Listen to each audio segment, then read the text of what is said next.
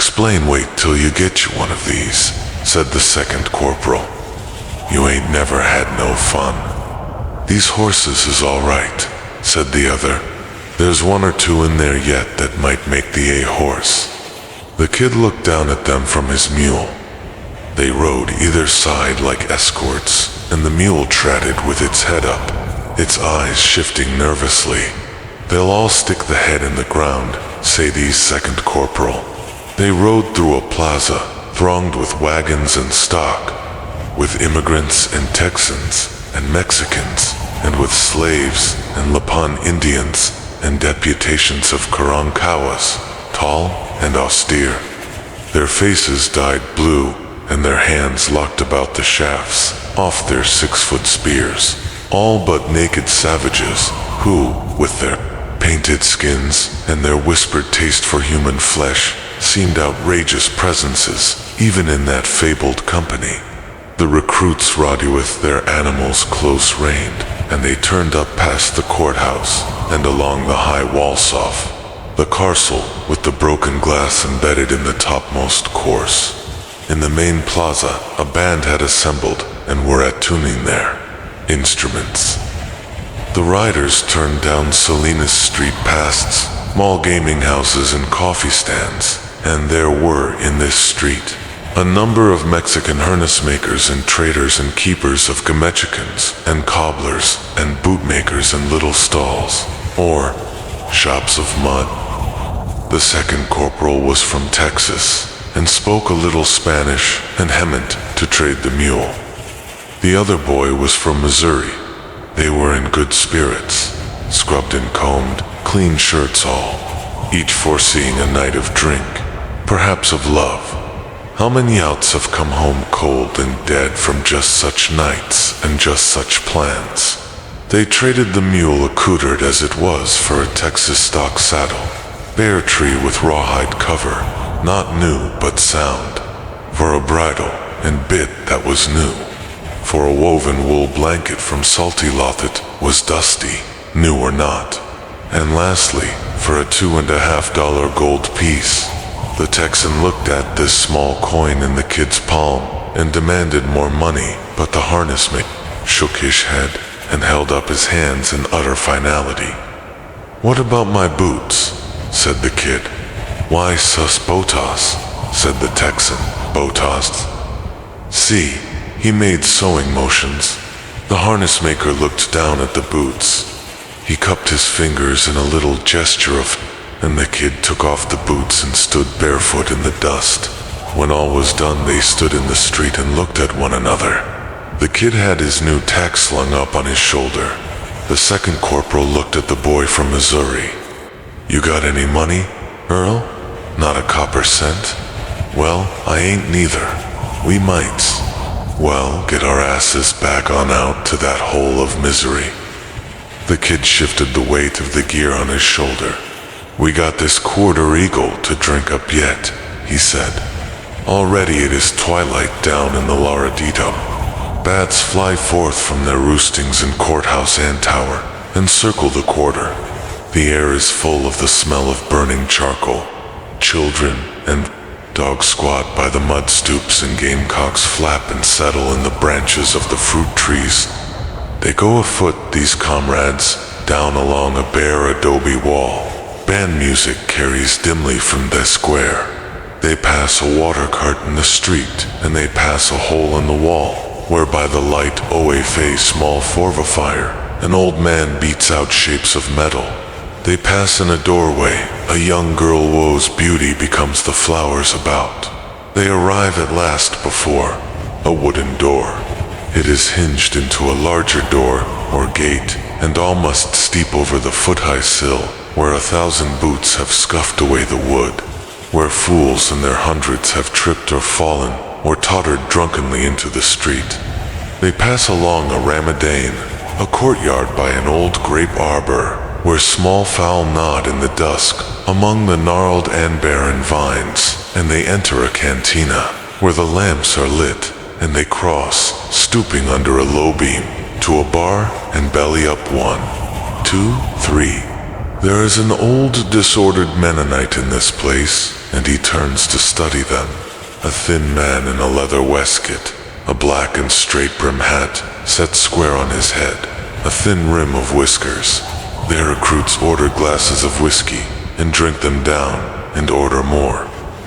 There are Monte game set tables by the wall, and there are whores at another table who look the recruits over. Their recruits stand sideways along the bar with their thumbs in their belts and watch the room. They talk among themselves of the expedition in loud voices, and the old Mennonite shakes a rueful head and sips his drink and mutters. "They'll stop you at the river," he says. The second corporal looks past his comrades. "Are you talking to me? At the river, be told. They'll jail you to a man who will. The United States Army, General Worth. The hell they will. Pray that they will." He looks at his comrades. He leans toward the Mennonite. "What does that mean, old man? Do the cross that river? With yon filibuster, armed yell not cross it back. Don't aim to cross it back. We going to Sonora. What's it to you, old man?" The Mennonite watches the enshadowed dark before them as it is reflected to him in the mirror over the bar. He turns to them. His eyes are wet. He speaks slowly. "The wrath of godly sleeping.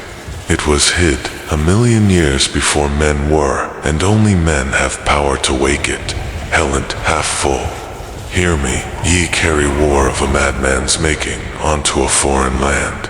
You'll wake more than the dogs." But they berated the old man and swore at him until he moved off down the bar, muttering, "And how else could it be? How these things end in confusion and curses and blood." They drank on, and the wind blew in the streets, and the stars that had been overhead lay low in the west, and these young men fell full of others, and words were said that could not be. Put right again, and in the dawn, the kite-end, the second corporal knelt over the boy from Missouri, who had been named Earl, and they spoke his name, but he never spoke back. He lay on his side in the dust of the courtyard. The men were gone, the whores were gone. An old man swept the clay floor within the cantina. Thebway lay with his skull broken in a pool of blood, none knew by whom. A third one came to be with them in the courtyard.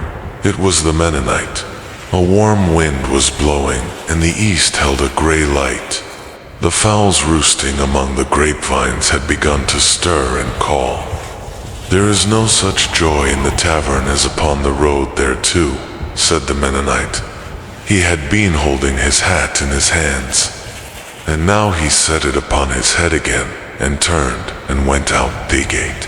"Thank you so much for watching. Truly, the fact that you stayed until the end of this video says something important about you. It shows that you care, that you're hungry, that somewhere deep inside you believe you're meant for more, and you're ready to take the small steps to get there. The slight edge isn't just a concept, it's a way of living. It's a quiet power that works in the background, shaping your future through the choices you make every single day. Most people ignore it. They think one small decision doesn't matter. But you're learning the truth that every small decision matters, more than you can imagine. It's easy to overlook the power of reading just one page a day, walking for 10 minutes, saying no to junk food, putting your phone away and focusing, saving a single penny. But those tiny steps, the ones that seem so simple, even invisible, they build momentum. And momentum builds results. Greatness doesn't arrive in some grand moment. It's crafted in the quiet, in the routine, in the choices that no one else sees. And if you stick with those small steps, if you keep showing up when no one claps, if you keep believing when progress feels invisible, one day the results will speak for themselves. So today, I want to leave you with a reminder. You don't need to change everything overnight. You just need to keep doing the small things, right? Read that book. Say no to that distraction. Take that walk. Be kind to that person. Be patient with yourself. Every one of those actions is a brick, and together they build the life you're dreaming of. If this video gave you even a little push of inspiration, then don't let it stop here.